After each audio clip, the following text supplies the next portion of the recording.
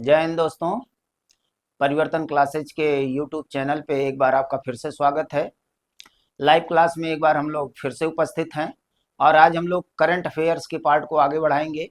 आज 1 अक्टूबर है, तो संपूर्ण सितंबर का करंट अफेयर्स हम लोगों को कंप्लीट करना है। पिछले महीने में जितनी भी घटनाएं हुई हैं, चाहे वो राजनीतिक घटनाएं हों, आर्थिक घटनाएं हों, राष्ट्रीय स्तर की घटनाएं हों, उत्तर प्रदेश लेवल की घटनाएं हो या अंतर्राष्ट्रीय घटनाएं हो, इन सभी पर हम लोगों को चर्चा करनी है। तो कुछ क्वेश्चंस और कुछ आंकड़े लेकर के आज की क्लास में हम लोग उपस्थित हुए हैं। इस क्लास को हम लोग कंप्लीट करेंगे करंट को, और आगे आने वाले क्लासेज में हम लोग संपूर्ण सितंबर को कंप्लीट करेंगे। तो 3-4 क्लासेज के माध्यम से हम लोग पूरे सितंबर को कंप्लीट कर लेंगे। तो आज का क्लास हम लोग सितंबर माह के करंट अफेयर्स को देखेंगे। आज 1 तारीख है, तो सारे लोग जल्दी से जुड़ जाइए।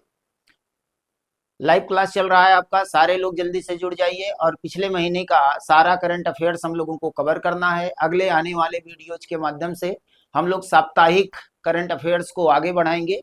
तो आज का ये पहला वीडियो है, पहला क्लास है। तो चलिए जल्दी से सारे लोग जुड़ जाइए और क्वेश्चन को हम लोग स्टार्ट करते हैं।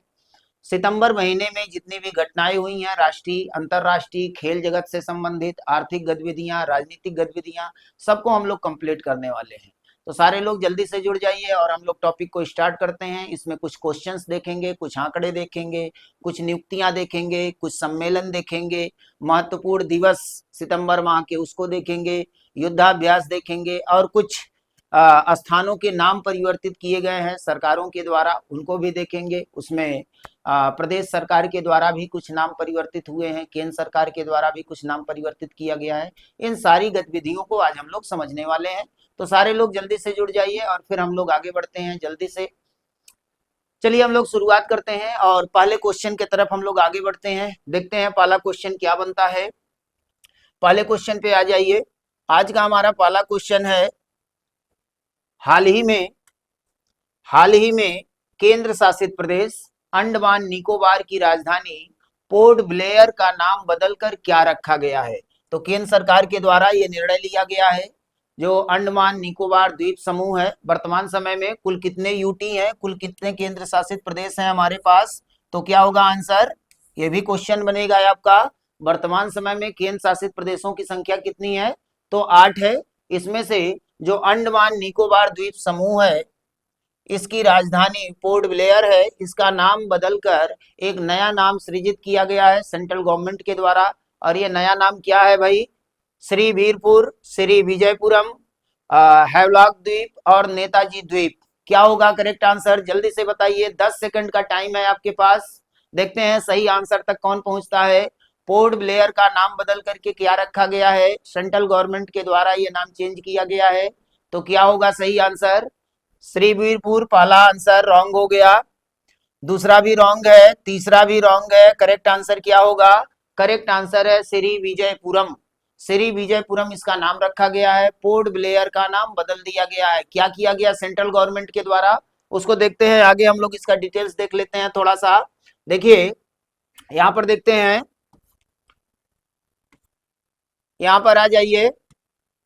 यहां देखिए पोर्ट ब्लेयर का नाम ब्रिटिश नेवल ऑफिसर आर्चिबल्ड ब्लेयर के नाम पर रखा गया था।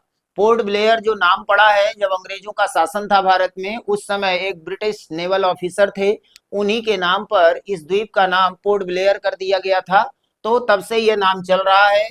और आगे क्या हुआ, इसमें नेताजी सुभाष चंद्र बोस के द्वारा पहली बार तिरंगा झंडा फहराने का आयोजन भी किया गया था। याद करिए, राष्ट्रीय आंदोलन के दौरान नेताजी सुभाष चंद्र बोस, आजाद हिंद फौज और जापान के सहयोग से भारत के तरफ आजाद हिंद फौज बढ़ी थी, दिल्ली चलो का नारा दिया था। तो यहाँ पर तिरंगा झंडा भी फहराया गया था सुभाष चंद्र बोस के द्वारा।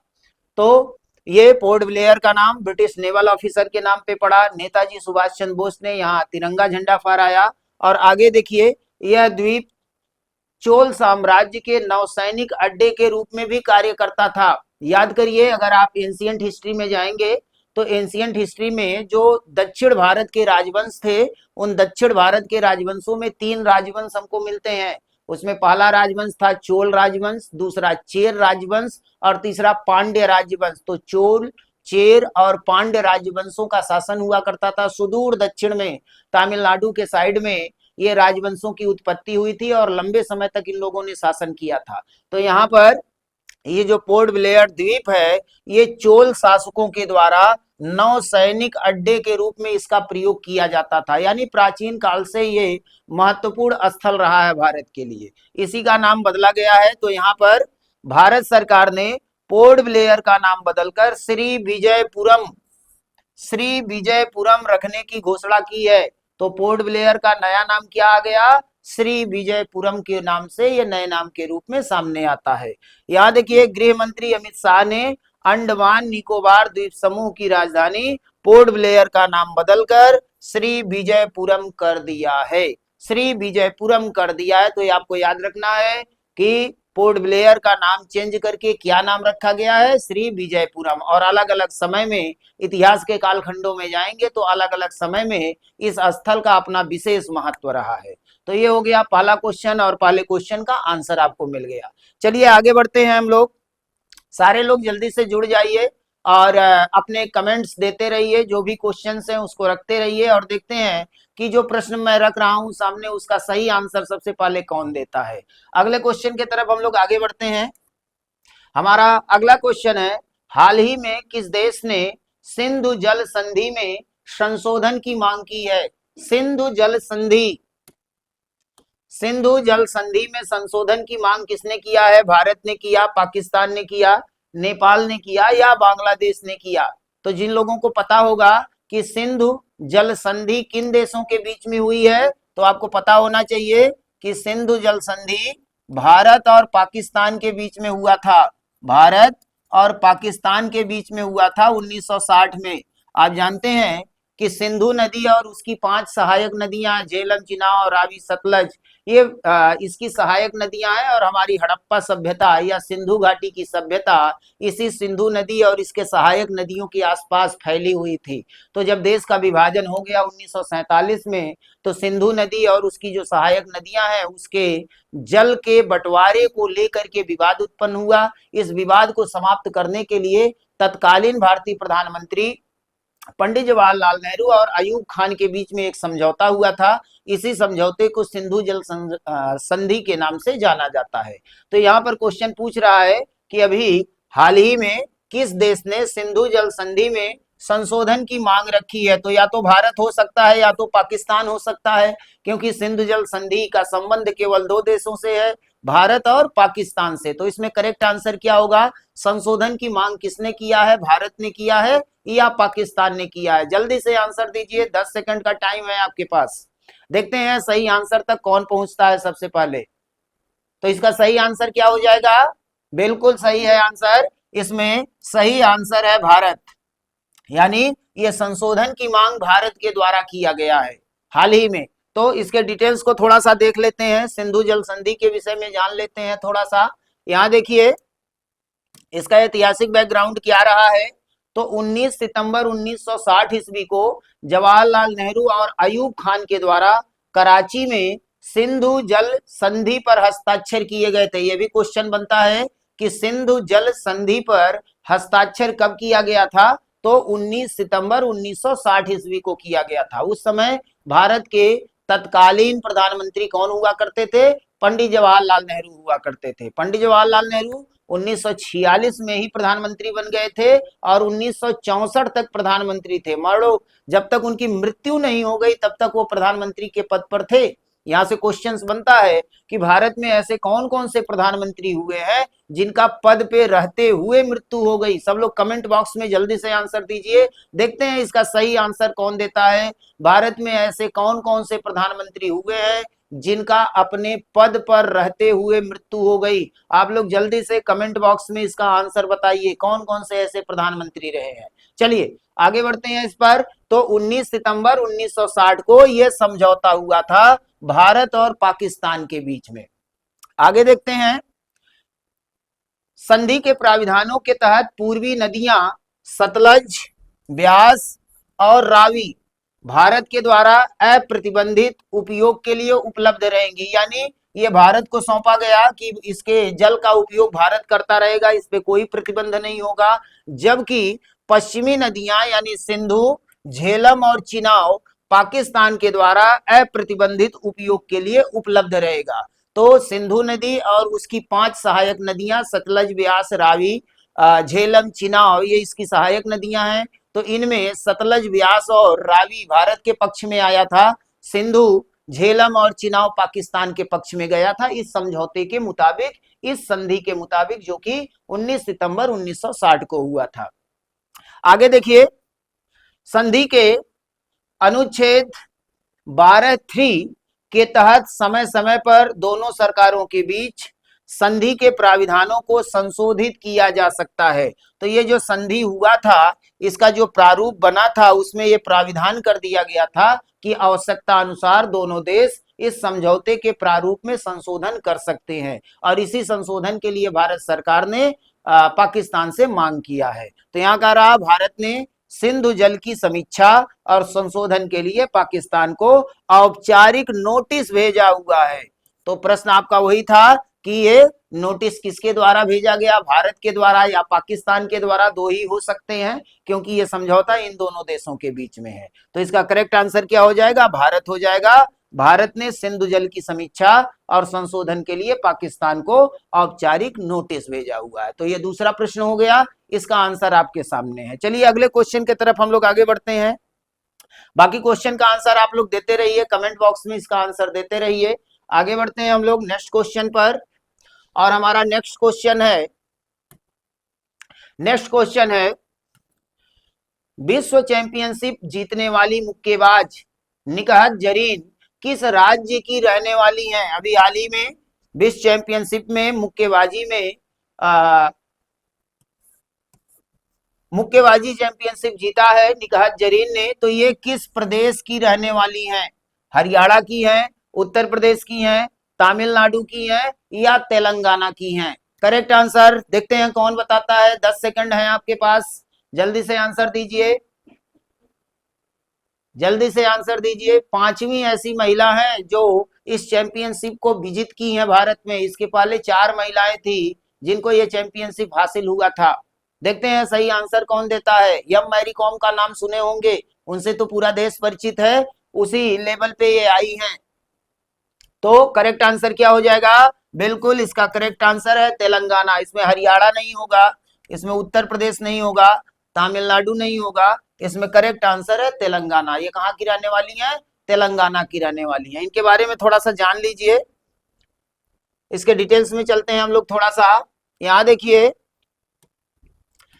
निकहत जरीन तेलंगाना में निजामाबाद की रहने वाली हैं। तो किस प्रदेश की निवासी हैं ये तेलंगाना की रहने वाली हैं। वह M Mary com, jenny आर्यल, लैसराम Sarita Devi और लेखा केसी के बाद विश्व चैंपियनशिप जीतने वाली 5वीं भारतीय महिला बन गई हैं। किस नंबर, ये भी एक क्वेश्चन बनेगा यहाँ से कि किस नंबर की ये महिला बनी है, इनसे पहले कितनी महिलाओं ने विश्व चैंपियनशिप विजित किया है।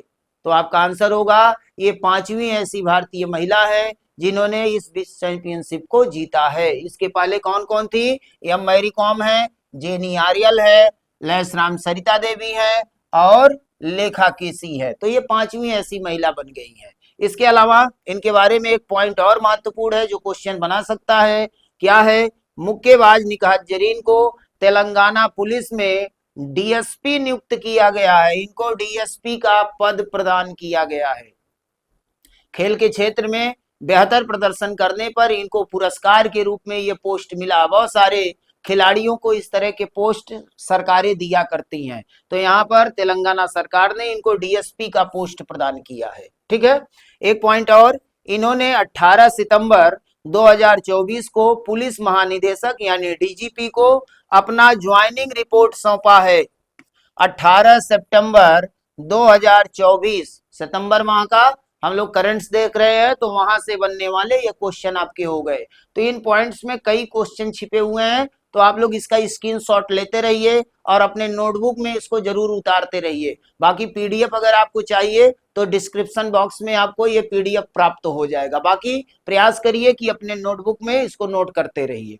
तो यहाँ पर 18 सितंबर 2024 को पुलिस महानिदेशक को इन्होंने अपना ज्वाइनिंग रिपोर्ट सौंप दिया। ठीक, तो ये अगला क्वेश्चन हो गया। चलिए नेक्स्ट क्वेश्चन पे चलते हैं हम लोग। अगला क्वेश्चन है हमारा क्वेश्चन नंबर 3। अगले क्वेश्चन पे आ जाते हैं।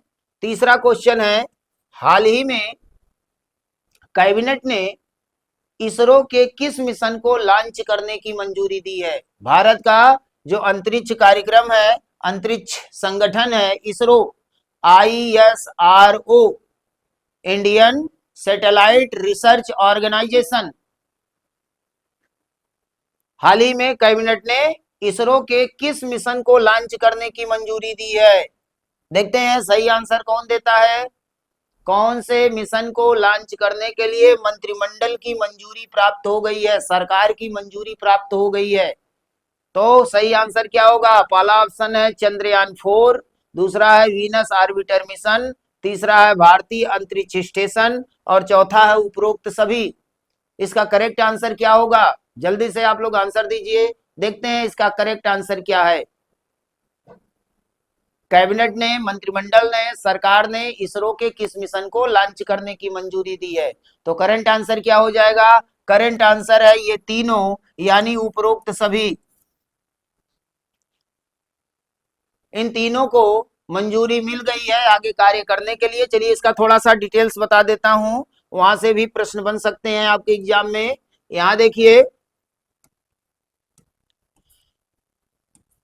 कैबिनेट ने चंद्रयान 4, भारतीय अंतरिक्ष स्टेशन और वीनस ऑर्बिटर मिशन को मंजूरी प्रदान कर दिया है। सरकार ने इसको मंजूर कर लिया है। चारों मिशन के बारे में थोड़ा थोड़ा जान लीजिए। चंद्रयान 4 के बारे में पहले समझ लीजिए। चंद्रयान 4 मिशन क्या है? तो इसका बजट रखा गया है 2104.06 करोड़ रुपए, यानी करीब 2100 करोड़ रुपए का इसका टोटल बजट है। उद्देश्य क्या है इस मिशन का?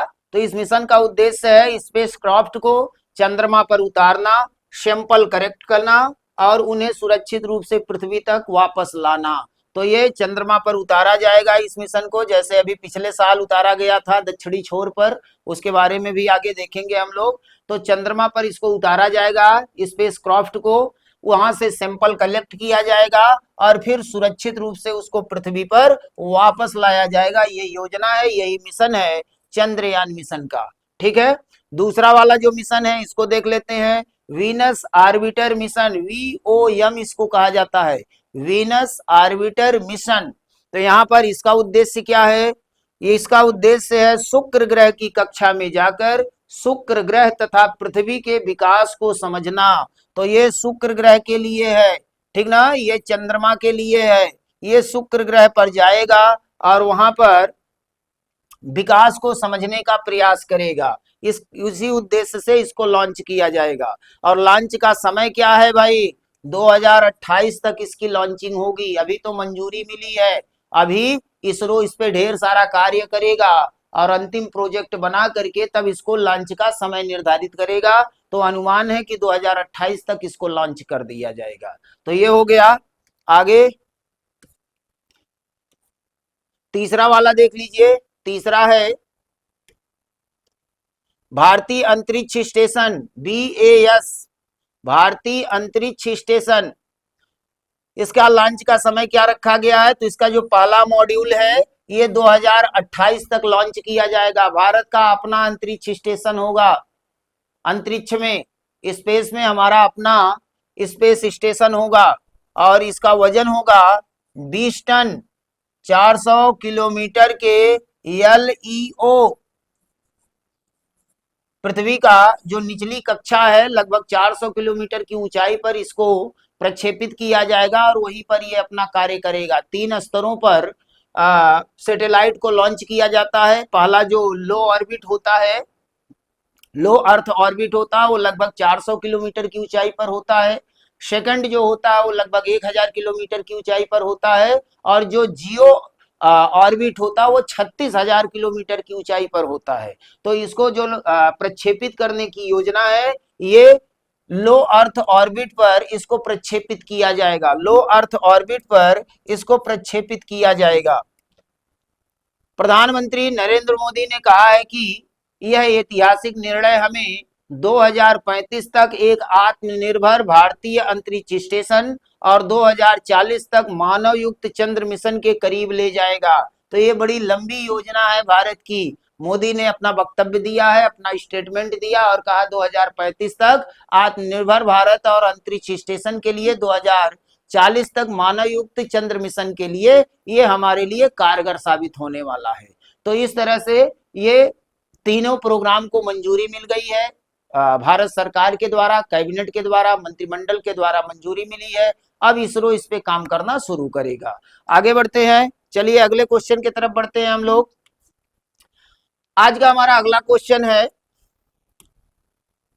आज का अगला क्वेश्चन, हाल ही में आयोजित फोर्थ यानी चौथी दक्षिण एशियाई जूनियर एथलेटिक्स चैंपियनशिप 2024 में भारत कितने गोल के साथ शीर्ष पर है? कितने गोल के साथ, इसको करेक्ट कर लीजिएगा, कितने गोल के साथ शीर्ष पर है? कितने गोल के साथ शीर्ष पर है? आपका करेक्ट आंसर क्या होगा? कितना गोल है? 53 है, 48 है, 43 है या 26 है? कितने गोल के साथ शीर्ष पर है? करेक्ट आंसर क्या होगा? जल्दी से बताइए, 10 सेकंड है आपके पास। दक्षिण एशियाई जूनियर एथलेटिक्स चैंपियनशिप 2024 में भारत कितने गोल के साथ शीर्ष पर है? क्या हो जाएगा आंसर? यहां पर देखिए, आंसर यहां मिल जाएगा आपको। तो आपका करेक्ट आंसर क्या होगा? इसका करेक्ट आंसर हो जाएगा 48। क्या होगा करेक्ट आंसर? 48। कुछ लोगों ने सही जवाब दिया है, बिल्कुल करेक्ट है, 48 ही इसका करेक्ट आंसर होगा। चलिए इसका डिटेल्स थोड़ा सा देख लेते हैं हम लोग। यहां देखिए, भारत ने चौथे दक्षिण एशियाई जूनियर एथलेटिक्स चैंपियनशिप 2024 में सर्वाधिक मेडल जीता हुआ है, सबसे ज्यादा मेडल जीता हुआ है। इस चैंपियनशिप में भारत 48 पदकों के साथ तालिका में शीर्ष स्थान पर बना हुआ है। इसका आयोजन 11 से 13 सितंबर 2024 के बीच में किया गया। कब आयोजित हुआ था ये भी क्वेश्चन है, इस पॉइंट को याद रखना है आपको। 11 से 13 सितंबर के बीच में इसका आयोजन किया गया। कहां पे किया गया था इसका आयोजन? स्थान का नाम भी इंपॉर्टेंट है आपके लिए। तो स्थान क्या है? जवाहरलाल नेहरू, जवाहरलाल नेहरू स्टेडियम, चेन्नई, तमिलनाडु में इसका आयोजन किया गया 11 सितंबर से 13 सितंबर के बीच में।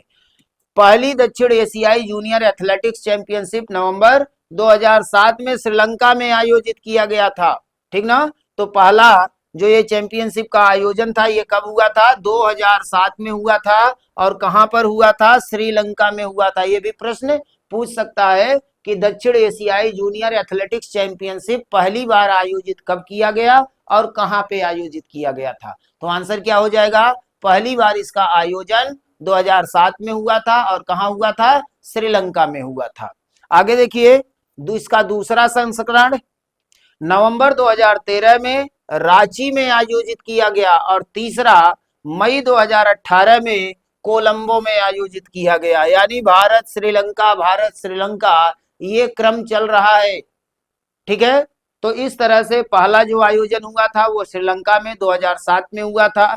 इसका दूसरा संस्करण आता है 2013 में और तीसरा इसका संस्करण आता है 2018 में और इसका चौथा संस्करण आ गया 2024 में। तो ये आपको याद रखना है, पहला वाला, दूसरा, तीसरा और चौथा चैंपियनशिप, ठीक है।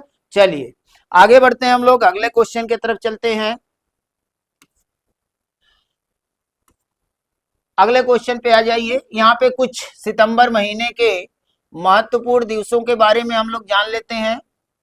सितंबर महीने के महत्वपूर्ण दिवस, यहाँ पर देखिए पहला दिवस हम लोग देखते हैं 2 सितंबर को। कौन सा दिवस मनाया जाता है भाई? तो 2 सितंबर को विश्व नारियल दिवस, अभी हाल ही में इसका आरंभ हुआ। ये क्वेश्चन हम आपके लिए छोड़ते हैं कि विश्व नारियल दिवस को मान्यता कब दी गई, कब से ये आरंभ किया गया, कब से विश्व नारियल दिवस मनाया जा रहा है? तो 2 सितंबर को विश्व नारियल दिवस के रूप में मान्यता मिला हुआ है। आगे बढ़ते हैं, 5 सितंबर, 5 सितंबर को, तो ये तो सर्वविदित है, आप लोग भी इससे परिचित होंगे। बहुत सारा प्रोग्राम स्टूडेंट्स के द्वारा लाया जाता है। तो 5 सितंबर को क्या है, राष्ट्रीय शिक्षक दिवस। और ये राष्ट्रीय शिक्षक दिवस किसके नाम पर मनाया जाता है, इसका आंसर जल्दी से कमेंट बॉक्स में सारे लोग दीजिए। शिक्षक दिवस किसके जन्मदिन पर मनाया जाता है, इसका आंसर जल्दी से दीजिए। तो ये 5 सितंबर हो गया। आगे बढ़ते हैं 7 सितंबर को। तो 7 सितंबर को अंतरराष्ट्रीय पुलिस सहयोग दिवस के रूप में मनाया जाता है। क्या मनाया जाता है, अंतरराष्ट्रीय पुलिस सहयोग दिवस। 7 सितंबर याद रखना है आपको। आगे 8 सितंबर किस रूप में मान्यता प्राप्त है, तो अंतरराष्ट्रीय साक्षरता दिवस। इंपॉर्टेंट है, अंतरराष्ट्रीय साक्षरता दिवस कब का है, ये 8 सितंबर का है, अंतरराष्ट्रीय साक्षरता दिवस। ठीक है, आगे बढ़ते हैं 14 सितंबर पे चलते हैं। 14 सितंबर को राष्ट्रीय हिंदी दिवस मनाया जाता है। क्या मनाया जाता है, राष्ट्रीय हिंदी दिवस। राष्ट्रीय हिंदी दिवस। एक क्वेश्चन छोड़ रहा हूं आप लोगों के लिए, अंतरराष्ट्रीय हिंदी दिवस कब मनाया जाता है, इसका आंसर जल्दी से कमेंट बॉक्स में आप लोग दीजिए। अंतरराष्ट्रीय हिंदी दिवस, ये तो राष्ट्रीय हिंदी दिवस है, अंतरराष्ट्रीय हिंदी दिवस का डेट क्या है, जल्दी से बताइए सारे लोग। तो ये हो गया आपका 14 सितंबर राष्ट्रीय हिंदी दिवस। आगे बढ़ते हैं, अगला है 16 सितंबर। तो 16 सितंबर का डेट किसके लिए है, तो 16 सितंबर का डेट है विश्व ओजोन दिवस। क्या है, विश्व ओजोन दिवस 16 सितंबर। आगे 21 सितंबर, 21 सितंबर को क्या है, अंतरराष्ट्रीय शांति दिवस। क्या है भाई, अंतरराष्ट्रीय शांति दिवस है, अंतरराष्ट्रीय शांति दिवस। अंतरराष्ट्रीय शांति दिवस के रूप में किस डेट को मनाया जाता है, ये डेट निर्धारित किया गया है 21 सितंबर को। तो ये सितंबर महीने के कुछ महत्वपूर्ण दिवस हैं, इसको याद रखना है आपको। 2 सितंबर विश्व नारियल दिवस, 5 सितंबर राष्ट्रीय शिक्षक दिवस, 7 सितंबर अंतरराष्ट्रीय पुलिस सहयोग दिवस, 8 सितंबर अंतरराष्ट्रीय साक्षरता दिवस, 14 सितंबर राष्ट्रीय हिंदी दिवस, 16 सितंबर विश्व ओजोन दिवस और 21 सितंबर अंतरराष्ट्रीय शांति दिवस। 2 क्वेश्चन हमने यहां से पूछा, अभी तक किसी का आंसर नहीं आया, जल्दी से सारे लोग आंसर दीजिए। राष्ट्रीय शिक्षक दिवस किसके जन्मदिन पर मनाया जाता है और अंतरराष्ट्रीय हिंदी दिवस का डेट क्या है, जल्दी से आंसर दीजिए सब लोग, तब तक हम लोग आगे बढ़ते हैं। आंसर ढूंढिए जल्दी से, आगे बढ़ते हैं। कुछ और आंकड़े हम लोग देख लेते हैं। अगला आंकड़ा देखिए, कुछ सचिव की नियुक्ति हुई है, सेक्रेटरी, कुछ सेक्रेटरी की नियुक्ति की गई है सितंबर महीने में। ये सेक्रेटरी किस विभाग के हैं और कौन है, इसको देख लेते हैं। पहला है टीवी सोमनाथन।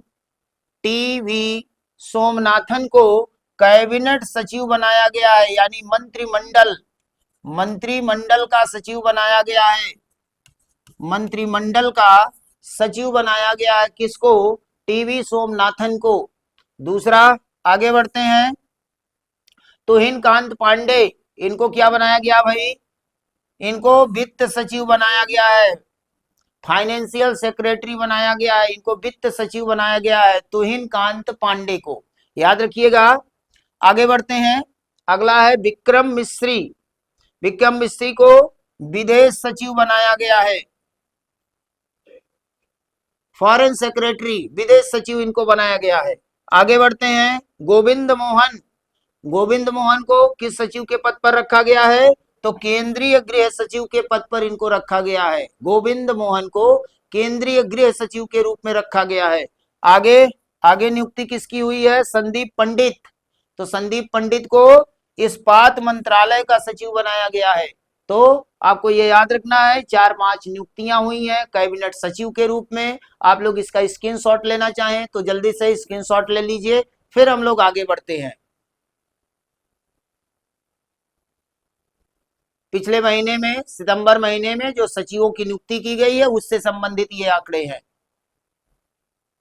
आगे बढ़ते हैं, नेक्स्ट पॉइंट पे चलते हैं हम लोग। आगे क्या देखना है हमको, आगे देखना है कि कुछ देशों में राजदूतों की नियुक्ति की गई है, राजदूत, एम्बेसडर, उच्चायुक्त।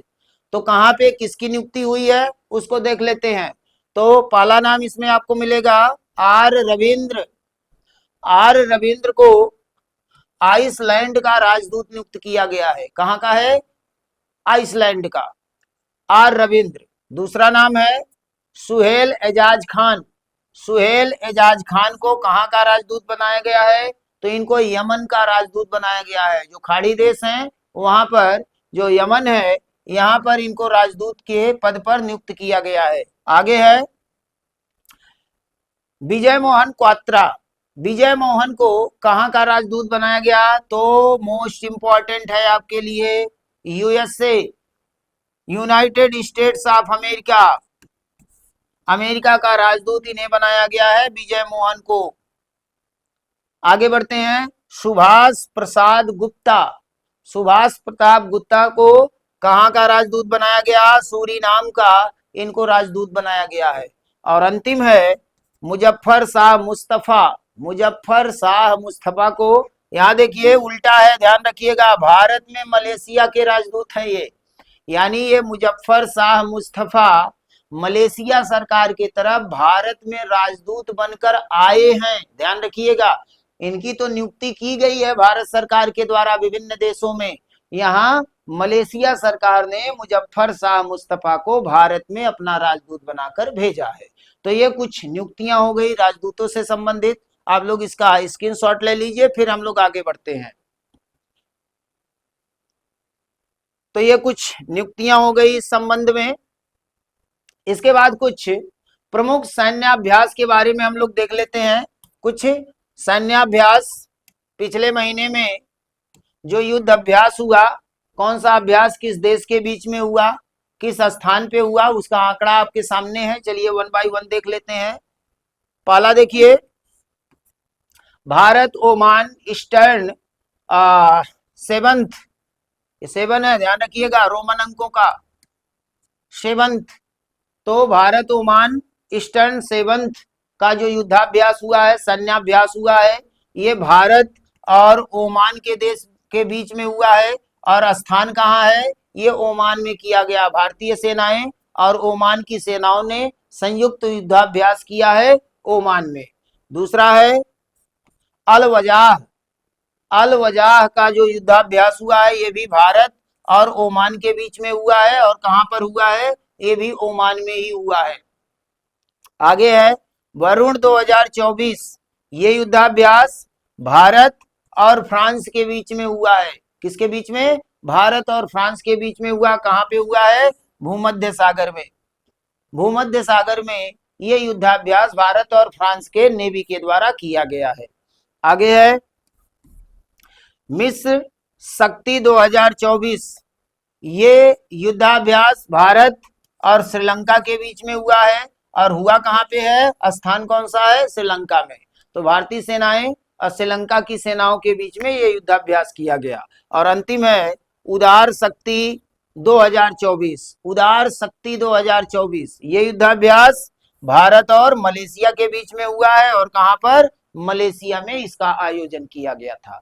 तो ये प्रमुख युद्धाभ्यास हो गए। आप लोग इसका स्क्रीनशॉट ले लीजिए, फिर हम लोग आगे बढ़ते हैं।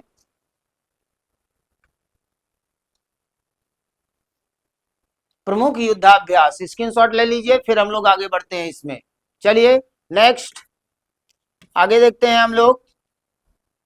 आगे है, आगे हम लोग को देखना है कुछ महत्वपूर्ण सूचकांक जो 2023-24 में प्रकाशित किया गया। उसमें भारत की क्या स्थिति रही है विश्व स्तर पे और राष्ट्रीय स्तर पे बहुत सारे सूचकांक निकाले जाते हैं।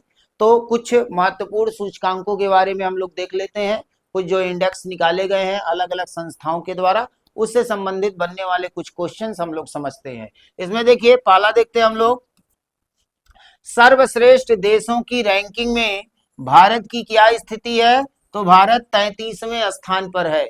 सर्वश्रेष्ठ देशों की रैंकिंग में भारत की रैंकिंग क्या है? 33वें स्थान पर है। दूसरा है वैश्विक मादक पेय पदार्थ निर्यात सूचकांक, निर्यात है ये, ठीक कर लीजिएगा इसको, वैश्विक मादक पेय पदार्थ निर्यात सूचकांक। अंतरराष्ट्रीय स्तर पर जो मादक पेय पदार्थ का निर्यात होता है उसमें भारत की रैंकिंग क्या है? तो भारत की रैंकिंग है 40वें स्थान पर है। आगे बढ़ते हैं, अगला है ग्लोबल रियल इस्टेट पारदर्शिता सूचकांक, ग्लोबल रियल एस्टेट पारदर्शिता सूचकांक 2024। इस सूचकांक में भारत की रैंकिंग क्या है? तो इसमें भारत की रैंकिंग है 31वां, 31, 31वें रैंकिंग पे है। आगे है हेनले पासपोर्ट इंडेक्स 2024। तो ये पासपोर्ट इंडेक्स में भारत की स्थिति क्या है? तो भारत की जो रैंकिंग है वो 82 है। भारत की रैंकिंग कितनी है? 82 नंबर पे भारत आता है। अगला है जेन ऑल इनोवेशन इंडेक्स। जेन ऑल इनोवेशन इंडेक्स में भारत का स्थान कौन सा है? तो भारत का स्थान है 5वां। भारत इस रैंकिंग में 5वें स्थान पर है, इस इंडेक्स में 5वें स्थान पे है। अगला है आईएमएफ एआई तैयारी सूचकांक 2024। आईएमएफ एआई तैयारी सूचकांक 2024 में भारत की रैंकिंग क्या है? तो भारत की रैंकिंग है 72वां, 72, 72वें रैंकिंग पे भारत आता है। और अंतिम वाला है वैश्विक ऊर्जा संक्रमण सूचकांक। वैश्विक ऊर्जा संक्रमण सूचकांक, इसमें भारत की रैंकिंग क्या है? तो इसमें भारत की रैंकिंग है 63वां। तो अभी हाल ही में जो विभिन्न इंडेक्स नेशनल और इंटरनेशनल लेवल पर निकाले गए हैं उसमें ये भारत की रैंकिंग हो गई। इसका स्क्रीनशॉट आप लोग ले सकते हैं। फिर हम लोग आगे बढ़ते हैं। महत्वपूर्ण सूचकांक जो 2023-24 के हैं। चलिए आगे बढ़ते हैं हम लोग, और सबसे अंतिम में हम लोग आ जाते हैं कुछ सम्मेलनों का आयोजन किया गया है। तो ये आयोजन का नाम क्या है और कहाँ पे ये आयोजित किया गया, इसके बारे में हम लोग समझ लेते हैं। तो देखिए पहला जो आयोजन है क्वाड शिखर सम्मेलन 2024। क्वाड शिखर सम्मेलन, भारत चीन अमेरिका इसके सदस्य हैं। तो क्वाड शिखर सम्मेलन 2024 का आयोजन कहाँ पे किया जाएगा? तो ये आयोजन अमेरिका में होगा, क्वाड शिखर सम्मेलन 2024। अगला है ब्रिक्स समूह के राष्ट्रीय सुरक्षा सलाहकारों का सम्मेलन। जो ब्रिक्स संगठन है इंटरनेशनल लेवल पे, इसका सुरक्षा सलाहकारों का जो सम्मेलन होगा वो कहाँ आयोजित होगा? ये मॉस्को। मॉस्को कहाँ पे है? रूस, ध्यान रखिएगा, रूस यानी यूएसएसआर। यूएसएसआर इसका पुराना नाम है रूस का, ध्यान रखिएगा। कभी कभी रूस ना दे करके यूएसएसआर दे देता है। तो 1991 के पहले ये यूएसएसआर हुआ करता था।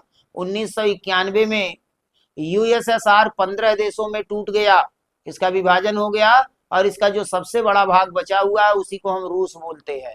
तो रूस का पुराना नाम क्या है? यूएसएसआर। फुल फॉर्म क्या है यूएसएसआर का? जल्दी से कमेंट बॉक्स में बताइए। देखते हैं सही आंसर कौन देता है। यूएसएसआर का फुल फॉर्म बताइए जल्दी से। यूएसएसआर का फुल फॉर्म देखते हैं। सबसे पहले जवाब किसका आता है? रूस का पुराना नाम यूएसएसआर, इसका फुल फॉर्म क्या है? चलिए आंसर दीजिए जल्दी से, आगे बढ़ते हैं हम लोग। अगला है मुख्य विज्ञान सलाहकार गोलमेज सम्मेलन का आयोजित कहाँ किया गया? मुख्य विज्ञान सलाहकार गोलमेज सम्मेलन कहाँ पे हुआ? पेरिस। और पेरिस कहाँ पे है? फ्रांस, ध्यान रखिएगा, फ्रांस की राजधानी पेरिस में इसका आयोजन किया गया। अगला है फर्स्ट संयुक्त कमांडर सम्मेलन। फर्स्ट संयुक्त कमांडर सम्मेलन, इसका आयोजन करेक्ट आंसर क्या होगा? लखनऊ। क्या हो जाएगा आंसर? लखनऊ हो जाएगा। और अंतिम पे आ जाते हैं भारत यूरोपियन संघ क्षेत्रीय सम्मेलन। भारत यूरोपियन संघ क्षेत्रीय सम्मेलन का आयोजन क्या होगा करेक्ट आंसर इसका? तो इसका करेक्ट आंसर है नई दिल्ली। क्या हो जाएगा इसका करेक्ट आंसर? इसका करेक्ट आंसर होगा नई दिल्ली। आप लोग चाहें तो इसका स्क्रीनशॉट ले सकते हैं। विभिन्न शिखर सम्मेलन का आयोजन कब और कहां का है, तो इससे संबंधित ये आंकड़े आपको मिल गए।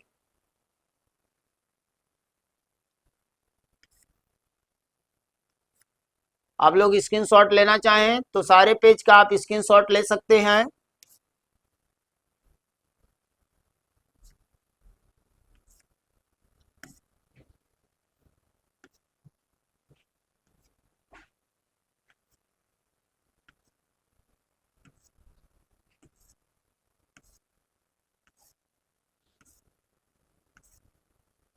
चलिए, तो इस तरह से हम लोगों ने सितंबर महीने के कुछ महत्वपूर्ण तथ्यों को देखा, कुछ महत्वपूर्ण घटनाओं को देखा, कुछ नियुक्तियां, कुछ सम्मेलन, कुछ महत्वपूर्ण सूचकांक, कुछ महत्वपूर्ण दिवस, सैन्याभ्यास और विभिन्न स्थानों के जो परिवर्तित नाम है उससे बनने वाले प्रश्नों को हम लोगों ने देखा। तो आज के क्लास में हम लोगों ने करंट के इस सीरीज को आरंभ किया है और ये करंट अफेयर्स का क्लास आप लोगों का साप्ताहिक होगा। प्रत्येक सप्ताह में एक क्लास आपको करंट अफेयर्स का मिलेगा और इस तरह से महीने में 4 क्लास हम लोग बनाएंगे और पूरे महीने का जो समसामयिक घटनाएं हैं उन घटनाओं को हम पूर्ण करेंगे, उसमें जितने भी प्रश्न बन सकते हैं उसको कंप्लीट किया जाएगा। तो आज का ये क्लास हम लोगों ने आरंभ किया है करंट्स का, इसको हम लोग रेगुलर आगे बढ़ाते रहेंगे। तो आ, अंत में वही अपील है हर बार की तरह कि अगर ये वीडियो आपको पसंद आया है तो आप लोग इसको ज़्यादा से ज़्यादा शेयर करिए, चैनल को सब्सक्राइब करिए, बेल आइकन को जरूर दबाइएगा जिससे नोटिफिकेशन आने वाले वीडियोज का आपको मिलता रहेगा। लाइक करिए, कमेंट करिए और जो भी आपका सलाह है, राय है, उसको भी आप रह सकते हैं। कोई भी क्वेश्चन अगर आपका बनता है तो क्वेश्चन को भी कमेंट बॉक्स में डाल सकते हैं। तो इसी के साथ आज के इस करंट के क्लास को हम लोग कंप्लीट करते हैं और पुनः नेक्स्ट क्लास में हम लोग उपस्थित होंगे। तब तक के लिए जय हिंद।